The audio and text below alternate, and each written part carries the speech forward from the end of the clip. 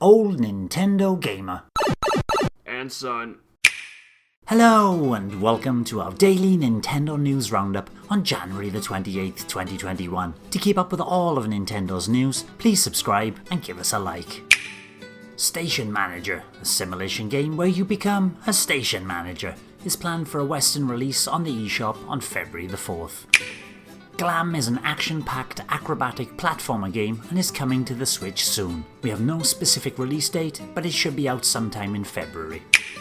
The next Arcade Archives title making to the Switch this week is Halley's Comet, a 1996 vertical shooter from Taito at the usual price of £6.29 on the UK eShop and $7.99 in the US. That beautiful new Monster Hunter Rise Switch bundle and Pro Controller coming to Japan has been confirmed for Europe and Australia as well. Apart from the delicious decals, it also comes with a download code for Monster Hunter Rise plus the Deluxe Kit DLC bonus content. Pokemon Masters EX has been updated to version 2.5.1. This is a small update for all mobile devices and comes complete with minor improvements and bug fixes. R-Type Final 2 has a Japanese release date of April the 29th. There's no information on when a Western release date is arriving, but when it does arrive, it'll arrive physically and digitally.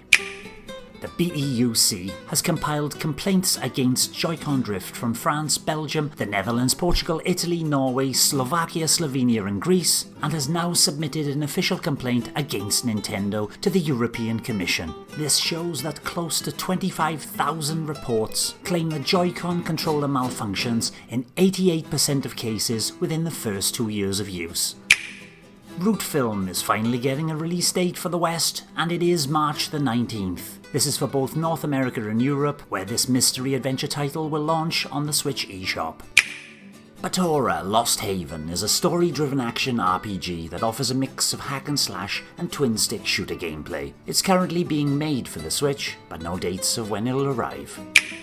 Super Nintendo World the Mario Kart Koopa's Challenge Ride specifically is one of the activities that has now had a leaked video showing part of the attraction, and that's what you can see playing in the background. The Sundew, a retro cyberpunk point-and-click adventure, is in development for the Switch right now and should be released this summer. Get over to My Nintendo and a North American website, as they have this beautiful Hyrule Warriors Age of Calamity acrylic panel art for 1000 platinum points. The first piece of DLC for Immortals Fenyx Rising is entitled A New God, and it's arriving today, January the 28th. This will allow you to explore Olympus Palace and interact with new gameplay mechanics as you traverse new trials built by the gods, with 4 new ability upgrades, a new gear set, and fantastic new perks. This has been released as part of the game's Season Pass. Factor 5's Julian Eggebrecht has been speaking with Eurogamer about Turrican. Apparently there was a 3D title in the works, which was initially pitched as a Nintendo-published project during the GameCube era. However, it was put on hold as Star Wars Rogue Squadron had to be ready for the GameCube's launch and was never touched again. He did say though he would love to make a new 2D Turrican, as the 3D version does not excite him anymore. But if a new 2D version was made, he'd love to add the ability for players to make their own levels, similar to Mario Maker. Roguebook, a roguelike deck-building game, is to launch on PC in June, whereupon console versions will follow sometime after, including the Switch. YouTuber Waikuteru has had a modding breakthrough for Zelda Breath of the Wild. It seems that he's recreated the town of Skyloft from Skyward Sword in it. The area's geography, colour palette and more were preserved, and there's a link in the description below to the entire video about the entire process he followed to pull off this amazing feat. Little Witch No Better is in early access on Steam at the moment, but should be finished for PC in the second half of 2021, whereupon we'll see the game coming to the Switch by the end of 2021 or possibly early 2022. The Japanese box art for R-Type Final 2 has finally been shown, a reminder that this game is arriving on April the 29th. The Nintendo 2007 Company Handbook highlights some of the design choices that the Wii logo could have gone down. We all know the final design they chose. Are there any that you prefer over the original? Let us know in the comments below.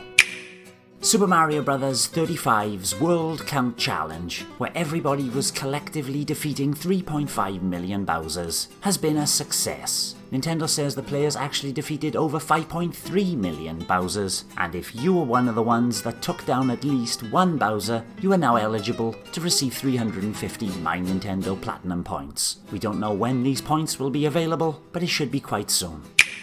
We have lots more details of Super Mario 3D World plus Bowser's Fury. GamesBeat says it takes about 3 hours to beat the Bowser's Fury portion of the game, and about another 3 hours to unlock all 100 cat shines. This takes place in one giant world, and some of those cat shines are only accessible if Fury Bowser blasts a wall open with his fire breath. If you use the Switch's touchscreen or the gyro controls, you can point and click Bowser Jr. towards power-ups that he can unlock with his magic paintbrush. They also state that this is the largest open space that Mario has ever had to run around in, and that some cat shines will be hidden in the watery areas between the island stages. And lastly today, also coming from Super Mario 3D World plus Bowser's Fury, here's a little spoiler video showing the boss fight with Fury Bowser. Thanks for watching, and don't forget to hit the subscribe button and give us a like if you've enjoyed our content. You can also check out our other great content on Twitter, Facebook, Instagram, and the Any Cafe podcast from all good podcast providers. Just follow the links in the description below.